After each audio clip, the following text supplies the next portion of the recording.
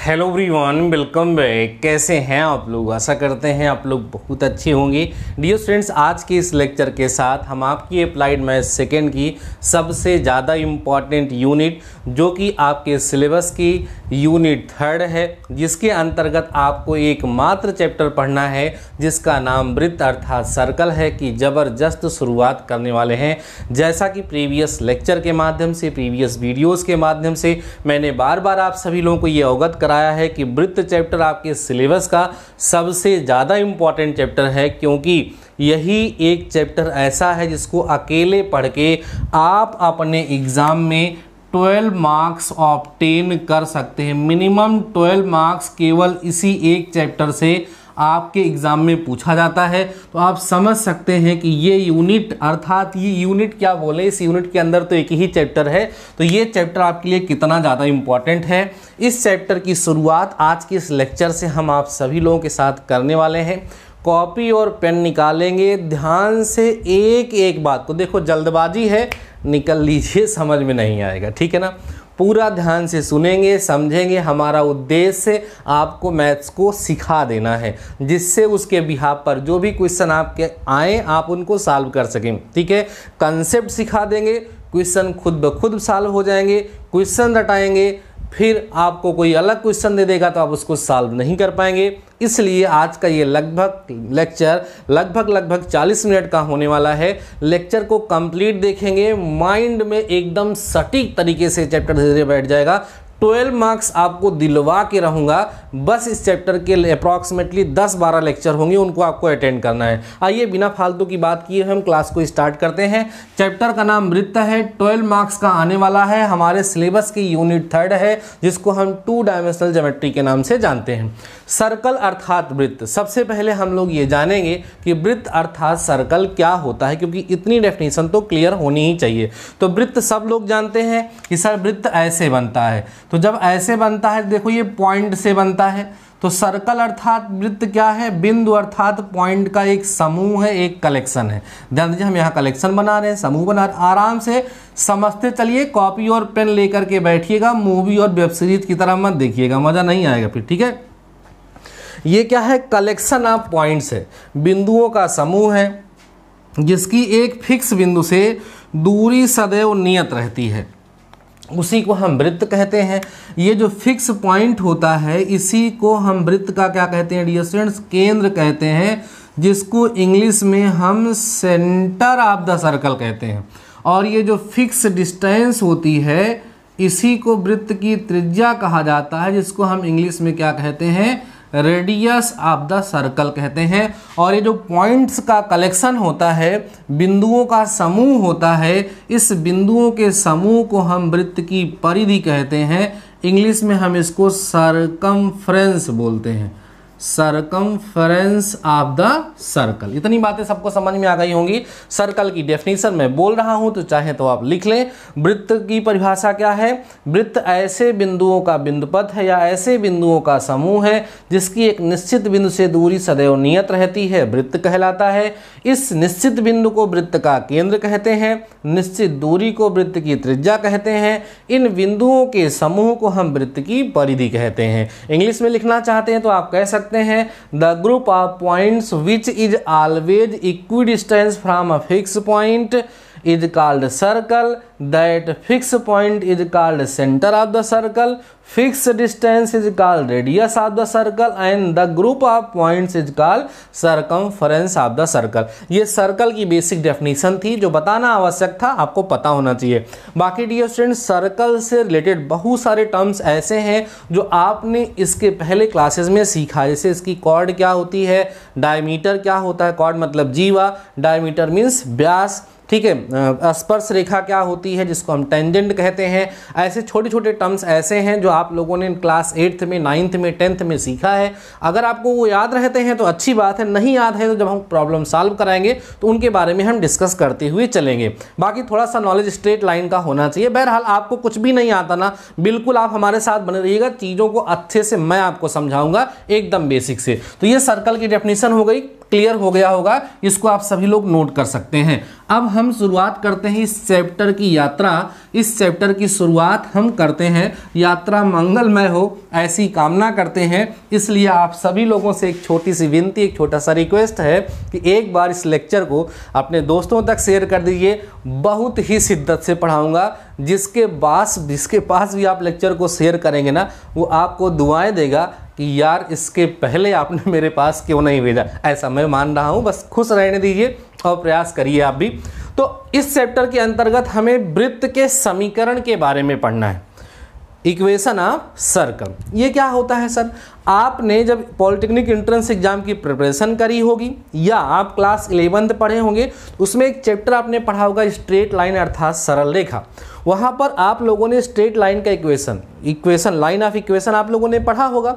तो जिस तरीके से लाइन का इक्वेशन होता है, जैसे आप लोगों ने पढ़ा है y = mx + c होता है, या पॉइंट फॉर्म, 2 पॉइंट फॉर्म, अलग अलग इक्वेशन आप लोगों ने पढ़ा है।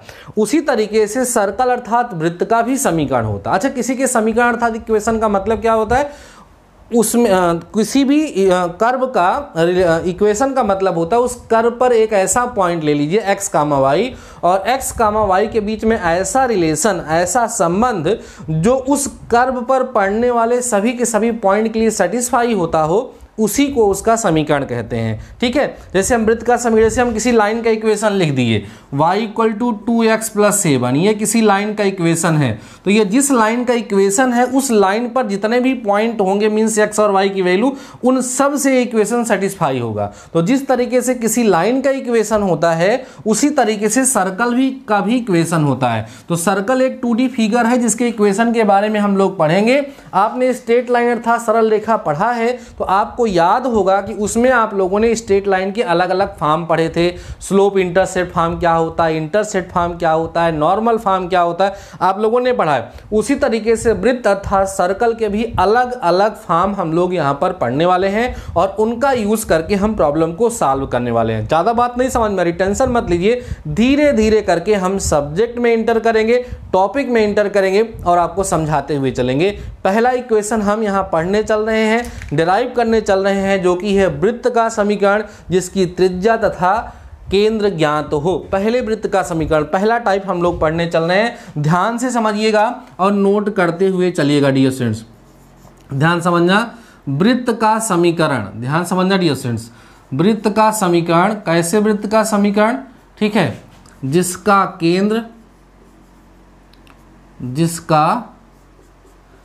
केंद्र या जिसके केंद्र योम त्रिज्या, ध्यान देना, योम त्रिज्या ज्ञात हो, ऐसे वृत्त के समीकरण को हम लिखने चल रहे हैं। जिसका केंद्र हमें पता हो और उसकी त्रिज्या हमें पता हो, तो उस वृत्त का समीकरण क्या होगा? Centre and radius r given. ठीक है, इसको हम बोलते हैं standard equation of circle. Standard equation of circle, इसे हिंदी में वृत्त का मानक समीकरण भी कहा जाता है। हमें ऐसे इक्वेशन को फाइंड करना है सर्कल के, इसका सेंटर हमें दिया गया होगा, उसकी रेडियस दी गई। ध्यान समझिए, सपोज करिए हमारे पास ये एक क्या है, सर्कल है जिसका हमें इक्वेशन फाइंड करना है। इस सर्कल का सेंटर यहाँ दिया है, सपोज करिए h, k, इसी से हम लोग डिनोट करेंगे। और इसकी रेडियस जो है डियर स्टूडेंट्स, वो कहीं कहीं स्मॉल है, कहीं कहीं r दी रहती है। तो आपकी बुक में a दी गई है, ये o है, ये a है। अब जरा समझिए, ध्यान रखना हमारी इस बात को, किसी का भी इक्वेशन फाइंड करना होगा 2 डायमेंशनल ज्योमेट्री में, वो स्ट्रेट लाइन होगा, सर्कल होगा, पैराबोला होगा, कुछ भी होगा, किसी का भी इक्वेशन फाइंड करने के लिए उस पर हमेशा से एक पॉइंट हम लोग लेंगे, खुद से एक फिक्स पॉइंट लेंगे और उसके बीच में एक रिलेशन बनाते हैं। तो हम लोग क्या कह देते हैं, let there is a point p x, y on this circle. ध्यान दीजिए डियर स्टूडेंट्स, अभी आपको कंफ्यूजन दूर होगा, ध्यान से हमारी बात को समझ चलिए, कहीं पर कोई दिक्कत नहीं होगी, समझ में आ जाएगा। तो हमने बोला किसी का इक्वेशन निकालना होगा तो हमेशा उस पर एक पॉइंट लेंगे। तो इक्वेशन किसका निकालना है? सर्कल का। इसलिए हमने क्या किया, सर्कल पर एक पॉइंट लिया px, y। अब हमें करना क्या है, इस x y में, h में, k में और a में एक ऐसा रिलेशन बनाना है जो हमेशा के लिए सही हो। वही रिलेशन इस सर्कल का क्या हो जाएगा, इक्वेशन हो जाएगा। बात समझ में आ रही है? आइए शुरुआत करते हैं। तो यहां से क्या हो सकता है जरा देखिए, फ्रॉम द फिगर से अगर हम O और P के बीच के डिस्टेंस पता करें, मींस जो OP होगा डियर स्टूडेंट्स वो OA के इक्वल होगा। क्या? क्योंकि ये OP भी सर्कल की रेडियस है और OA भी सर्कल की क्या है, रेडियस है, इसलिए दोनों रेडियस आपस में इक्वल होंगी और ये हमेशा के लिए क्लियर होगा, हमेशा के लिए सही होगा। इस सर्कल के सरकमफ्रेंस पे कहीं पर भी कोई पॉइंट px, y लेंगे, सब के लिए रिलेशन क्या होगा, करेक्ट होगा। क्लियर है बातें? अब जरा समझिए, OP कैसे निकलेगा, डिस्टेंस बिटवीन टू पॉइंट्स, इसके बीच की डिस्टेंस क्या हो जाएगा, x माइनस एच का whole square plus y minus के का whole square equal to OA क्या होगा डियर स्टूडेंट्स, अंडर OA की वैल्यू तो डायरेक्ट हमें पता ही है ना, कितनी दी गई है, a दी गई है। दोनों साइड का स्क्वायर कर दीजिए, दोनों साइड का स्क्वायर करिए, जरा देखिए ध्यान से, क्या लिखेंगे, स्क्वायरिंग बोथ साइड्स, है ना, दोनों साइड का क्या कर दिया हमने, स्क्वायर कर दिया। स्क्वायर रूट यहां से हटेगा, मिलेगा x माइनस एच का whole square plus y minus के का whole square equal to a square. जरा ध्यान से समझ लीजिए, ये जो आपके सामने फाइंड हुआ है, जो मिला हुआ है, this is the standard equation of circle. क्या है ये डियर स्टूडेंट्स, स्टैंडर्ड इक्वेशन है। किसका इक्वेशन है, सर्कल का। इसको हम वृत्त का कौन सा समीकरण कहेंगे, इसको हम डियर स्टूडेंट्स वृत्त का मानक समीकरण कहेंगे। इस समीकरण में क्या क्या चीजें, इस इक्वेशन में क्या क्या चीजें गिवन होती हैं, यहाँ पर हमने एक ऐसे सर्कल का इक्वेशन डिराइव किया है जिसका सेंटर और रेडियस हमें दी गई है। अर्थात ओवरऑल आपको ये समझ लेना है कि अगर हमें किसी सर्कल का जो सेंटर है, सेंटर अर्थात केंद्र है, वो h, k दिया गया है और इसकी जो रेडियस है अर्थात इसकी त्रिज्या अगर वो हमें a दी गई है, तो उस सर्कल का इक्वेशन क्या होगा, x माइनस एच का whole square plus y minus के का होल स्क्वायर इक्वल टू क्या होगा डियर स्टूडेंट्स, ये a स्क्वायर होगा। इसी को हम स्टैंडर्ड इक्वेशन ऑफ सर्कल के नाम से जानते हैं। आई होप आप सभी लोगों को ये चीज़ बहुत ही अच्छे तरीके से समझ में आ गई होगी। इतना आप ज़रा नोट करिए, फिर हम आगे प्रोसेस को कंसीडर करते हैं, आगे धीरे धीरे बढ़ते हैं। स्क्रीनशॉट ले लीजिए या हमारे साथ आप लोग नोट कर रहे होंगे, नोट करते हुए चलिए। हमने एक ऐसे वृत्त, एक ऐसे सर्कल के इक्वेशन को डिराइव किया जिसका सेंटर और रेडियस हमें गिवन है। सेंटर और रेडियस गिवन होने पर सर्कल का इक्वेशन क्या होगा, ये हम लोगों ने यहाँ पर सीख लिया है। अब जरा इस पर हम विचार करें कि किस तरह की प्रॉब्लम्स इसके बिहाफ पर हमारे एग्जाम में पूछी जाती हैं। दो तरह की प्रॉब्लम यहाँ पूछी जाती हैं डियर स्टूडेंट्स। नंबर पहली चीज़ तो आप इसमें थोड़ा सा ये जान लीजिए कि आपने ये जो पढ़ा वृत्त का समीकरण, वो क्या पढ़ा, x माइनस एच का whole square plus y minus के का whole square equal to a square. या ध्यान रखिएगा कहीं कहीं ये x माइनस एच का whole square plus y minus के का whole square equal to r square, कहीं कहीं आपको ये देखने के लिए मिलेगा।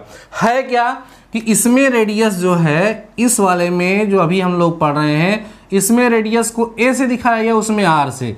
तो रेडियस को a से दिखाइए या r से दिखाइए, तो नोटेशन थोड़ा सा बदल गया है, बाकी दोनों का मतलब एक ही होगा। अब यहाँ एक जरा नोट पॉइंट हम लोग डियर स्टूडेंट ध्यान रखेंगे, जरा समझिए नोट पॉइंट क्या है।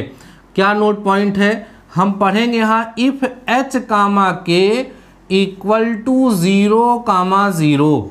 इसका क्या मतलब है सर, अगर किसी सर्कल का सेंटर ओरिजिन पे हो, मीन्स 0, 0 पर हो, तो क्या होगा। इसका मतलब क्या है, if centre of the circle lies on origin. ठीक है, अगर 0,0 पर लाई करता है तो सर्कल का इक्वेशन क्या होगा, जरा हम इस पर विचार कर लेते हैं। तो आपको पता है कि सिंस इक्वेशन क्या होता है, x माइनस एच के whole square plus Y minus के का whole square equal to r a square, ये इक्वेशन होता है। तो हियर यहाँ के लिए हमें क्या दिया गया कि h कामा के जो है वो 0,0 है। ये वैल्यू ला करके जब यहाँ सब्स्टिट्यूट करेंगे तो x माइनस 0 का whole square plus Y minus 0 का whole square equal to A square हो जाएगा। और फाइनली इसको जब हम सॉल्व करेंगे तो X square plus Y square equal to A square आएगा। This is the equation of circle which radius is A and its centre lies on 0,0। It is a particular condition, या कह सकते हैं यह एक स्पेशल कंडीशन है या एक पर्टिकुलर कंडीशन है जो हम आगे चल के यूज़ करने वाले हैं। आई होप आपको ये चीज़ें समझ में आ गई होंगी। हमने अभी तक सर्कल के दो इक्वेशन के बारे में पढ़ा। पहला इक्वेशन आपके सामने लिखा हुआ है x minus H whole square plus Y minus के का whole square or X minus H whole square plus Y minus K whole square equal to R square. A square बोलो या आर स्क्वायर बोलो, दोनों में कोई अंतर नहीं है, आप समझ चुके होंगे। फिर मैंने एक कंडीशन यहाँ पर लगाई कि इफ एच कामा के इक्वल टू 0,0 मीन्स उसका सेंटर ओरिजिन पे लाई करे, उस सिचुएशन में क्या होगा, उसका इक्वेशन हो जाएगा x square plus Y square equal to A square. इतनी चीज़ें मुझे लगता है आप सभी लोगों को मैं समझा चुका हूँ और इसको आप लोग कॉपी में अपने लिख चुके हैं और समझ चुके हैं। अब जरा इस कंसेप्ट के बिहाफ पर कुछ प्रॉब्लम मैं आपको सॉल्व करा दूं तो अच्छे तरीके से ये क्लियर हो जाएगा कि इस कंसेप्ट का यूज़ करते हुए किस तरह के क्वेश्चंस आप सभी लोगों के एग्जाम में पूछे जाते हैं। मैं इसको इरेज कर रहा हूँ। उम्मीद करता हूँ कि आप सभी लोग लेक्चर को बहुत ही खुशी से पढ़ रहे होंगे और अच्छे से समझ रहे होंगे। और आप लोगों ने अभी तक लेक्चर को लाइक जरूर से ज़रूर कर दिया होगा। अगर डियर स्टूडेंट्स अभी तक आपने लेक्चर को लाइक नहीं किया है तो प्लीज़ लाइक कर दीजिए और अपने दोस्तों तक एक बार लेक्चर को ज़रूर से ज़रूर शेयर कर दीजिए। बड़ी मेहनत से, ईमानदारी से, बेहतरीन तरीके से आपके लिए लेक्चर मैं बना रहा हूँ जिससे आपका सारा डाउट क्लियर हो जाए। अभी तक हमने सर्कल के दो इक्वेशन पढ़ लिए हैं, बार बार इसलिए लिख रहा हूँ जिससे आपको याद रहे, अभी याद हो जाए, है ना। Equal to A square and दूसरा हमने पढ़ा x square plus Y square equal to A square. This is a particular condition of this and this equation is called standard equation, है ना। This is called standard equation of circle. इतनी बात सबको समझ में आ गई। अब जरा मैं यहाँ पर कुछ एग्जाम्पल लेता हूँ कि किस तरह के क्वेश्चंस हमारे एग्जाम में पूछे जाते हैं। पहले टाइप का एग्जाम्पल कह देगा एक ऐसे सर्कल का इक्वेशन पता करिए जिसका सेंटर अर्थात केंद्र दे दिया गया 2,3 है और ठीक है एंड कह देगा उसकी रेडियस जो है मीन्स उसकी जो त्रिज्या है वो भी हमें दे देगा। कह देगा उसकी त्रिज्या जो है वो 5 है। ऐसे वृत्त का समीकरण ज्ञात कीजिए। तो ऐसे सिंपल क्वेश्चन 1-2 नंबर में पूछ जाते हैं तो हम उनको कैसे सॉल्व करेंगे। आप इसका जब सॉल्यूशन करेंगे तो बोलेंगे अकॉर्डिंग टू प्रॉब्लम हमें इस सर्कल का सेंटर अर्थात h कामा के गिवन है 2,3 एंड इसकी रेडियस डियर स्टूडेंट्स हमें कितनी पता है, 5 पता है। Therefore using standard equation of circle, using standard equation of circle, circle के स्टैंडर्ड इक्वेशन का हम यूज कर लेते हैं। क्या है इक्वेशन भैया, वो x माइनस एच का whole square plus Y minus के का whole square equal to A square. इस इक्वेशन का हम यूज कर लेंगे। अब जरा समझें आप, x माइनस एच की वैल्यू कितनी है डियर स्टूडेंट्स, 2 का whole square plus y minus 3 का whole square equal to a कितना है, 5 का होल स्क्वायर हो जाएगा। इसे हम सिंप्लीफाई कर लेंगे। सिंप्लीफाई करेंगे तो क्या आएगा, एक्स स्क्वायर आएगा प्लस 4 आएगा माइनस 4x आएगा प्लस वाई स्क्वायर प्लस 9 आएगा माइनस 6y आएगा इक्वल टू 25 आएगा, है ना। और सिंप्लीफाई कर लीजिए जरा इसको तो क्या मिलेगा, x square plus Y square minus 4x -6y, 9 और 4 13, इधर आके माइनस होगा तो -12 बचेगा इक्वल टू 0। ये डियर स्टूडेंट्स क्या होगा, आपके इस क्वेश्चन का सॉल्यूशन हो जाएगा और ये इसका क्या होगा, आंसर हो जाएगा। तो पहला क्वेश्चन इस फार्मूले के बिहाफ पर इस तरीके का आएगा।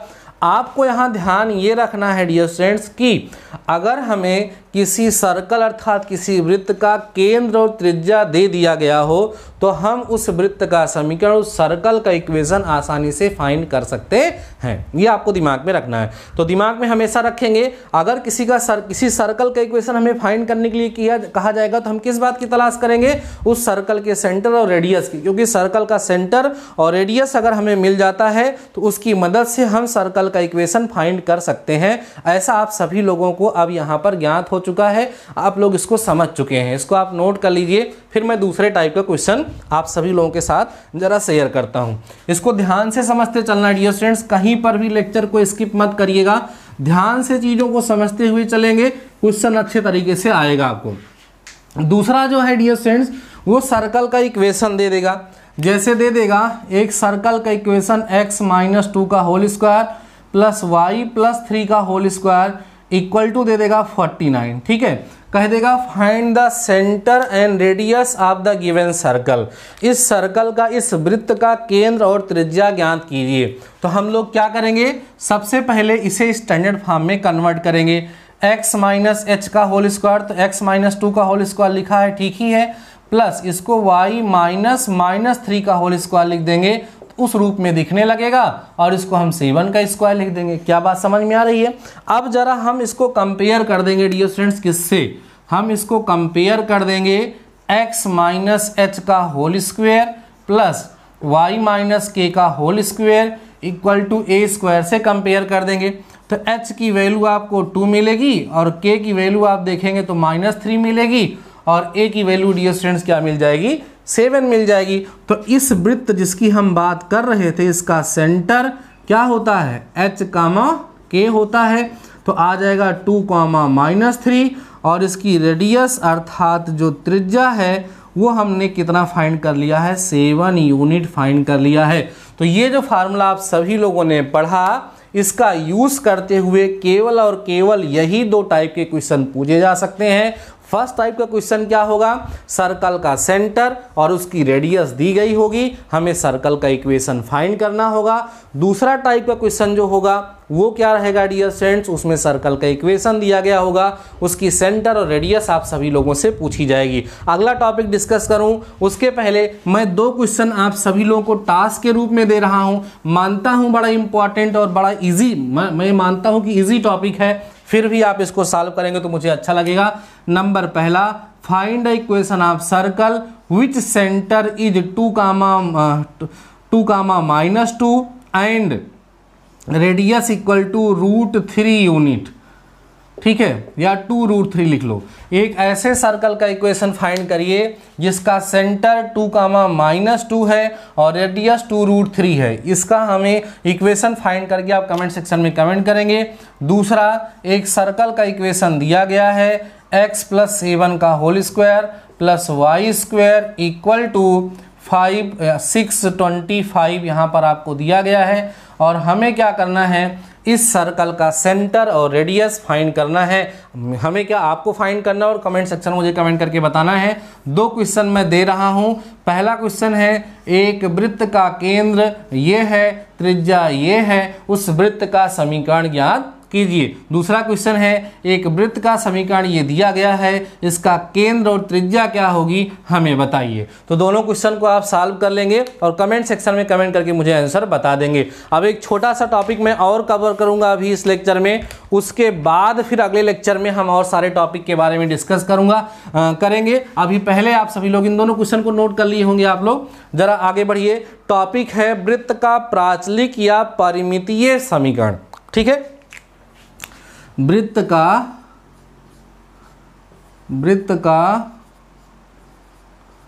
प्राचल, ठीक है, प्राचल या परिमितीय बोलते हैं इसको, या परिमितीय समीकरण। ठीक है, इंग्लिश में जरा लिख लेते हैं। इंग्लिश में बोलते हैं पैरामेट्रिक इक्वेशन ऑफ सर्कल पूछा जाता है एग्जाम में, पैरामेट्रिक इक्वेशन ऑफ सर्कल। ध्यान दे लीजिए, एक नंबर में कभी कभी पूछ लिया जाता है, ठीक है, इंपॉर्टेंट टॉपिक है, ध्यान से समझ रहे होंगे आप लोग। पैरामेट्रिक का मतलब होता क्या है, जैसे अभी आप लोगों ने एक सर्कल का इक्वेशन पढ़ा, तो उस सर्कल के इक्वेशन में 2 वेरिएबल्स आपको देखने के लिए मिले, कौन कौन थे, वो x और y थे। तो जब x और y की वैल्यू हम किसी थर्ड वेरिएबल के फॉर्म में रख दें और वो उसको सेटिस्फाई कर दे, तो वही उसका पैरामेट्रिक इक्वेशन कहलाता। मैं आपको समझाता हूँ। जैसे अभी आप लोगों ने पढ़ा कि सर्कल का इक्वेशन स्टैंडर्ड वाला ये होता है ना, जब उसका सेंटर 0,0 हो। अगर हम इसमें if be substitute x equal to a cos theta and y equal to a sin theta, अगर हम इसमें ला करके सब्स्टिट्यूट कर दें तो क्या होगा, a square cos square theta होगा plus a square sin square theta होगा इक्वल टू a स्क्वायर होगा। अभी यहाँ a स्क्वायर कॉमन कर लेंगे तो क्या बचेगा, cos square theta plus sine square theta equal to A square. अब इसकी वैल्यू कितनी हो जाती है बताएंगे आप लोग, 1 हो जाती है, इसीलिए A square equal to A square आ जाता है। तो अभी यहाँ पर देखो x equal to A cos theta और y equal to A sine theta. अभी क्या किया गया, x और y दो अलग अलग वेरिएबल थे, इन दोनों अलग अलग वेरिएबल्स की वैल्यू किसी थर्ड वेरिएबल के फॉर्म में लिखी गई है। तो यही जो लिखी गई है इसी को इसका पैरामेट्रिक इक्वेशन कहा जाता है। तो ये जो आपके सामने लिखा हुआ है यही सर्कल का पैरामेट्रिक इक्वेशन है। और अगर इसको हम ऐसे लिख देते हैं x कामा y के फॉर्म में, तो a cos theta comma a sine theta ये पैरामेट्रिक कोऑर्डिनेट्स हो जाते हैं। क्या हो जाते हैं, पैरामेट्रिक कोऑर्डिनेट्स हो जाते हैं, ठीक है, परिमितीय बिंदु सॉरी निर्देशांक, या हम प्राचल बिंदु या प्राचल निर्देशांक के नाम से इसको जानते हैं। अब आपके माइंड में मेन बात तो ये आएगी कि सर ये बताइए, ये सब तो चलिए ठीक है, इसके बिहाफ पर जो हमारे एग्जाम में क्वेश्चन आएगा वो क्वेश्चन कैसे आएगा, क्योंकि हमारा तो मेन टारगेट है कि एग्जाम में जो क्वेश्चन आए उसे हम कर लें। तो अभी पहले इसको आप नोट कर लीजिए। पहले तो आप ये समझ लीजिए, सुनिए ध्यान से। जैसे हमारे पास ये वृत्त का समीकरण दिया गया है x square plus Y square equal to A square, तो इसका पैरामेट्रिक इक्वेशन क्या होगा पहले आप नोट कर लो। पैरामेट्रिक इक्वेशन, पैरामेट्रिक मतलब समझ रहे हैं ना, पैरामेट्रिक माने प्राचल। क्या होगा, x equal to A cos theta होगा और y equal to A sine theta होगा। अब आप कहोगे सर आया कहाँ से, उस पर परेशान मत होइए, आया कहाँ से वो भी मैं बता सकता हूँ, लेकिन वो आपके यूज़ का नहीं इसलिए नहीं बता रहा हूँ। इतनी बात सबको समझ में आ गई। और दूसरी चीज़ ये है कि पैरामेट्रिक कोऑर्डिनेट्स, पैरामेट्रिक, ठीक है, कोऑर्डिनेट्स, पैरामेट्रिक कोऑर्डिनेट्स ये मैंने आपको बताया x comma y equal to a cos theta comma a sine theta, ये क्या होगा, पैरामेट्रिक कोऑर्डिनेट होगा। क्लियर हो गई बात इतनी आप सभी लोगों को। अब इसके बिहाफ पर कैसा क्वेश्चन आएगा, आपको दे दिया जाएगा x square plus Y square equal to 16, ये क्वेश्चन आप ये दे दिया गया और कह देगा कि ये जो इक्वेशन दिख रहा है इस सर्कल का पैरामेट्रिक इक्वेशन आप फाइंड करिए। तो कैसे करेंगे, इसे हम कंपेयर करेंगे x square plus Y square equal to A square से। तो ए स्क्वायर की वैल्यू 16 आएगी, तो ए की वैल्यू हमें 4 मिल जाएगी। इतनी बात सबको समझ में आई। ए जब मिल जाएगा तो पैरामेट्रिक इक्वेशन आप इसका कैसा लिखेंगे जरा देखो, पैरामेट्रिक इक्वेशन। ध्यान दो डियर स्टूडेंट्स, पैरामेट्रिक इक्वेशन क्या होता है जरा हमें बताइए। अभी आपने लिखा है x equal to a cos theta, ये होता है। तो x इक्वल टू ए कितना है, 4 है, कॉस थीटा ये पहला वाला हो जाएगा। y equal to A sine theta, तो a की वैल्यू यहाँ कितनी है, 4, तो हो जाएगा 4 साइन थीटा। आंसर हो जाएगा x equal to 4 cos theta और y equal to 4 sine theta. यही इस क्वेश्चन का डियर स्टूडेंट्स क्या हो जाएगा, आंसर हो जाएगा, यही इसका रिजल्ट हो जाएगा। इस तरह से क्वेश्चन पूछा जाता है। कभी कभी ऐसे दे करके आपसे पैरामेट्रिक कोऑर्डिनेट्स भी पूछ लेगा, तो उस सिचुएशन में भी आप लोग ऐसे ही सॉल्व कर पाएंगे। उम्मीद है कि इतना टॉपिक जितना मैंने अभी तक आप सभी लोगों को समझाया, ये सारा का सारा टॉपिक खूब अच्छे तरीके से आप सभी लोगों ने समझा होगा और अपनी कॉपी में उनको नोट भी किया होगा। केवल देखने से एक चीज़ ध्यान दे लीजिए, जब हम कोई चीज़ आपको बताएंगे समझाएंगे तो देखने में बड़ा अच्छा लगता है, ऐसे लगता है सारी बातें हमें समझ में आ रही हैं, लेकिन उनको समझना, उनके बिहाफ पर जो क्वेश्चंस होते हैं उनको सॉल्व करना, ऐसा अगर आप लोग करते हैं तो वो ज़्यादा अच्छे से क्लियर हो जाता है। इसलिए समझते चलें और नोट भी ज़रूर से ज़रूर करते चलें, तो आपके लिए इंपॉर्टेंट होगा। एक आध क्वेश्चन और करता हूँ, जैसे आ गया x square plus Y square equal to, ठीक है, आ गया 18, ठीक है, इससे कह दिया गया कि इसका प्राचल बिंदु पता करो। क्या क्या पता करना है डियर स्टूडेंट्स?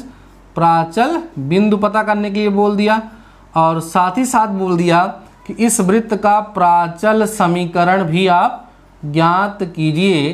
तो आप कैसे ज्ञात करेंगे? तो अभी अभी हमने आपको सिखाया है, इसको हम लिख सकते हैं x square plus Y square equal to 3√2 का होल स्क्वायर, क्योंकि 3√2 का होल स्क्वायर करेंगे तो 18 ही आएगा। अब हम क्या करेंगे, इसको कंपेयर कर लेंगे। कंपेयर किससे करेंगे?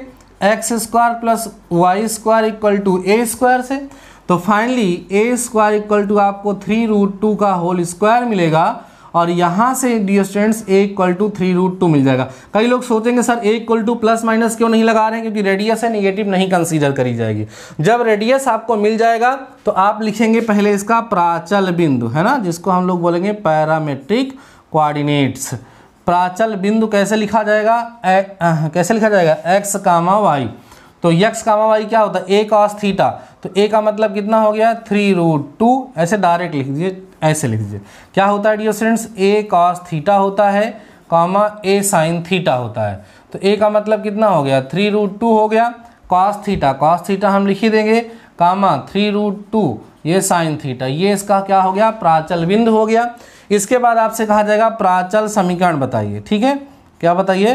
प्राचल समीकरण। तो क्या होगा? X equal to a cos theta. तो यक्स इक्वल टू ए कितना है भाई? यहाँ पर 3√2 है, तो 3√2 कॉस थीटा, ये एक्स हो गया। और ऐसे ही आपसे कहेगा वाई क्या है? तो वाई इक्वल टू आएगा 3√2 साइन थीटा। ये इसका प्राचल समीकरण हो जाएगा। दो आंसर होंगे, ये हो गया इसका प्राचल बिंदु और ये हो गया इसका प्राचल समीकरण। तो इस तरह की प्रॉब्लम्स इस कंसेप्ट के बिहाफ पर आपके एग्जाम में पूछे जाते हैं। बाकी अभी हम लोग जब पूरी एक्सरसाइज, पूरे लॉजिक कवर कर लेंगे तो हमारी बुक में जो प्रॉब्लम्स हैं उनको भी हम लोग सॉल्व करेंगे, तो हमें ज़्यादा अच्छे से क्लियर हो जाएगा। अभी आई होप आपकी आज की इस लेक्चर में जितना टॉपिक मैंने आप सभी लोगों को पढ़ाने को समझाने का प्रयास किया है, वो सारे के सारे टॉपिक बहुत ही अच्छे तरीके से, बहुत ही स्मूथली आप लोग समझ पाए होंगे। अगर आपको किसी प्रकार का कोई डाउट हो रहा है, माइंड में किसी प्रकार का कोई क्वेश्चन आ रहा है, तो मुझे कमेंट सेक्शन में कमेंट करके ज़रूर बताइएगा। मैं आपकी मदद करने का पूरा प्रयास करूंगा। अगर आपको लेक्चर पसंद आया है, आप सभी लोगों ने अभी तक कमेंट सेक्शन में कमेंट नहीं किया है, तो कमेंट सेक्शन में एक प्यारा सा कमेंट करिएगा, मेरा उत्साह बढ़ाइएगा, जिससे हम आप सभी लोगों के लिए इसी तरीके से फ्री में बेहतर से बेहतर लेक्चर आपको प्रोवाइड कराते रहें, आप लोगों की मदद करते रहें। कोई सुझाव है तो आप ज़रूर दीजिएगा। साथ ही साथ अगर आपने अभी तक हमारे टेलीग्राम चैनल को नहीं ज्वाइन किया है तो इस लेक्चर के डिस्क्रिप्शन में टेलीग्राम चैनल का लिंक होगा, उसको आप लोग जा करके ज़रूर से ज़रूर ज्वाइन कर लीजिएगा। बाकी डियर स्टूडेंट्स, मिलते हैं नेक्स्ट लेक्चर के साथ, नेक्स्ट टॉपिक के साथ। तब तक के लिए शानदार रहिए और पढ़ते रहिए।